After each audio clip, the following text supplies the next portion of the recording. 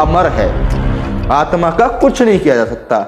लेकिन जो स्वर्ग और नरक में जाती है वो तो आत्मा जाती है, शरीर तो यहीं रहता है। तो सबसे पहली बात तो ये कि जब आत्मा को कुछ किया ही नहीं जा सकता तो तुम फिर स्वर्ग और नरक में आत्मा के साथ उसके कर्मों का फल उसे कैसे दे रहे हो। अब जब हमने स्वर्ग और नरक में अपने पिछले जन्म के कर्मों की सजा भुगत ली, उसका आनंद ले लिया, तो जो हमारा अगला जीवन हो रहा है वो अगला जीवन तो फ्रेश मानव जीवन की तरह होना चाहिए। तो उसमें जो हम कर्म कर रहे हैं उसकी सजा हमको इसमें मिलनी चाहिए। अब ये पुराने की कहां से सजा आ गई? अरे इस जन्म के कर्म की सजा इसी जन्म में दे दो। नमस्कार साथियों, मैं प्रशांत बौद्ध। आशा करता हूं कि आप सब लोग अच्छे होंगे। तो राम राम सारे भाई, हम भी आशा करते हैं कि आप सभी स्वस्थ हैं। और तो चलो अभी हम इनका जवाब देंगे गीता की मदद से। तो चलो शुरू करते वीडियो को। साथियों, ये हमारे साइड में जो देवी जी आप देख रहे हैं, इन लोगों की वीडियोस देखना मैंने कुछ टाइम के लिए बंद कर दिया था कि चलो छोड़ो, अब ठीक है, बहुत वीडियोस बना लिए, लोग सुधर जाएंगे, समझ जाएंगे वगैरह वगैरह। अब उसके बाद में काफी दिनों बाद इनकी एक वीडियो मेरे सामने आई, और जब वीडियो मेरे सामने आई मैं इतना हंसा, मैंने कहा यार क्या क्या क्या लॉजिक देते हैं लोग। तो चलिए बिना देरी करते हुए आप सबसे पहले वीडियो सुनिए, इनकी बात सुनिए। अब अक्सर हम क्या देखते हैं कि अचानक से कोई ट्रेन जा रही थी, ट्रेन में पूरी बोगी में आग लग गई और 100 लोग जल के खाक हो गए, सारे के सारे जल गए। अब हुआ क्या, गलत वे में अगर इसको ना ले तो हम अक्सर ये बोल देते बेचारे मारे गए, बेचारे 100 लोग थे, बेचारों की हत्या हुई। लेकिन ये कहीं ना कहीं इनका पिछले जन्म का एक कार्मिक अकाउंट रहा होगा। शायद इन्होंने, हो सकता है ये हो सकता है कि इन्होंने किसी पशु को जलाया हो। ऐसे ही होता है ना आजकल, वो बारबेक्यू में उसमें जलाते हैं और उसको फिर टेस्ट के लिए खाते हैं। आपने भी वही किया, आपने एक पशु को जलाया और अब भगवान ने उन सबको कहीं ना कहीं से जोड़ के कनेक्ट करके एक जगह लाके खड़ा कर दिया। अभी रिसेंटली शायद आपने सुना हो, इराक या ईरान में एक शादी में बहुत हुआ था, उसमें शायद 150-200 लोग एक साथ जल गए। अब हमें क्या लगा कि ये इंसिडेंट अचानक से हुआ, बट वो अचानक से नहीं होता है, वो हमारे पिछले जन्म के होते हैं कि हमने किसी ना किसी को ऐसे मारा था और उसके लिए हमें ये भुगतान आज करना पड़ रहा है। तो जो भी ये खा रहे हैं, जो नॉनवेज कंज्यूम करते हैं, करना चाहते हो करो, बट इसके लिए तैयार रहो कि फ्यूचर में आपके साथ भी यही होना है। इन मैडम जी ने एक कोई ट्रेन हादसा हो यदि हो जाता है या ट्रेन में लोग जो है जल जाते हैं, तो वो कोई टेक्निकल प्रॉब्लम आज की नहीं है, वो उन लोगों के पिछले जन्म के कर्मों के फल हैं जो अब मिल रहे हैं। इस तरीके से जस्टिफाई करेंगे आप इन चीजों को कि वो बेचारे मर गए तो वो बेचारे नहीं हैं, वो तो उनके पुराने जन्मों के कुकर्मों के फल हैं, स्वर्ग नरक में नहीं मिले, अब मिल रहे हैं दोबारा से इस जन्म में, उसका फल मिल रहा है। पहले तो आपको एक बात बताना चाहती हूँ, इसका यह सारी बात कहने का एक ही कारण है, अहिंसा बंद करना, मतलब मांस खाना बंद करना। क्योंकि इंसान की तरह हर प्राणी को मरने का डर रहता है, उसको भी दर्द होता है।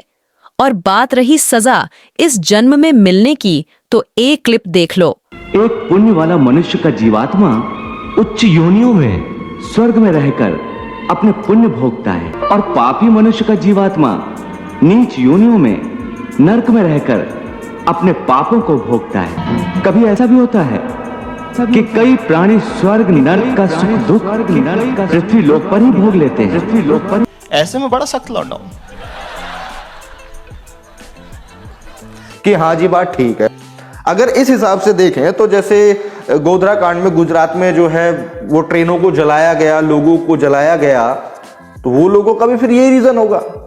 कहीं पे कोई भी व्यक्ति किसी भी घटना से मर जाता है या कोई उसे मार देता है, तो वहां भी हम यही समझ लेते हैं कि भाई कुछ कुकर्म किया होगा, कि किसी ने आज मार दिया तो उसका फल इसको मिला है, तो हम इसको आरोपी को सजा नहीं देंगे। रुको जरा, सब्र करो। अरे क्यों नहीं सजा देंगे?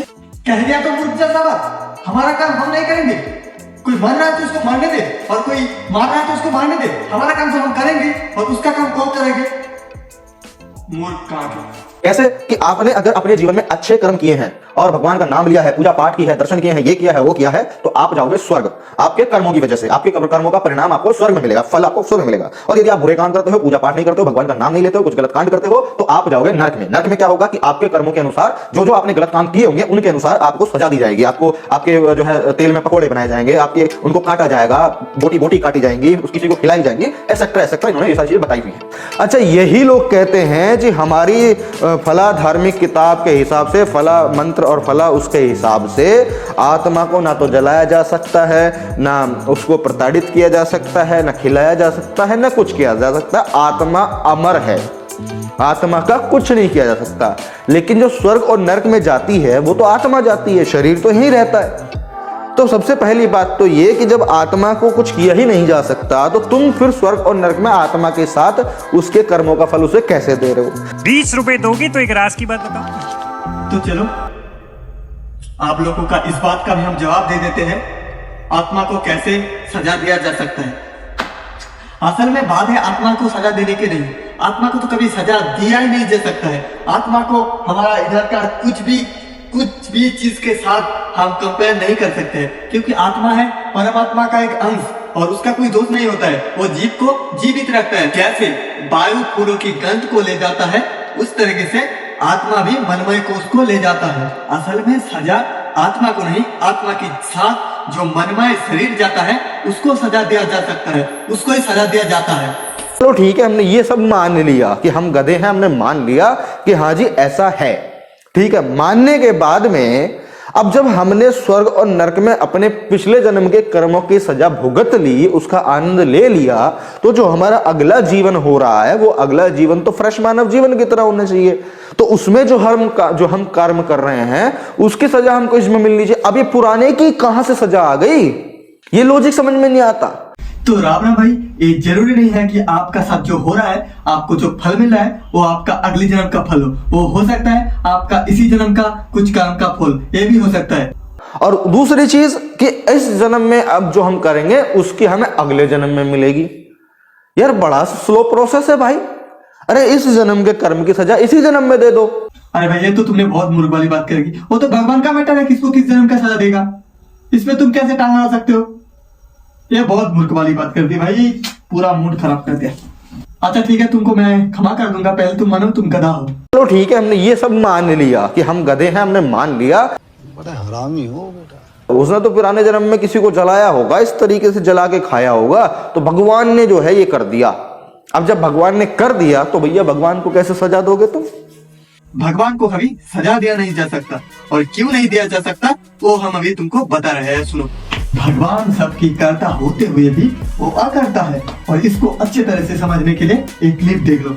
सबसे पहले मैं सबको एक बात बताना चाहता हूं कि भगवान की मर्जी से प्राणी को पाप और पुण्य का फल मिलता है।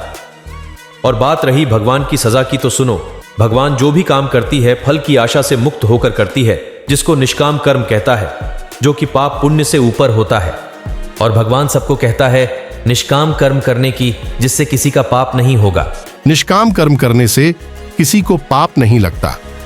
तुम भी निष्काम कर्म करोगे तो तुमको भी पाप नहीं लगेगा और तुम्हारा कोई सजा नहीं होगा। और निष्काम कर्म क्या होता है यह जानने के लिए हमको कमेंट कर सकते हो, हम इसके लिए अलग से एक वीडियो बनाएंगे।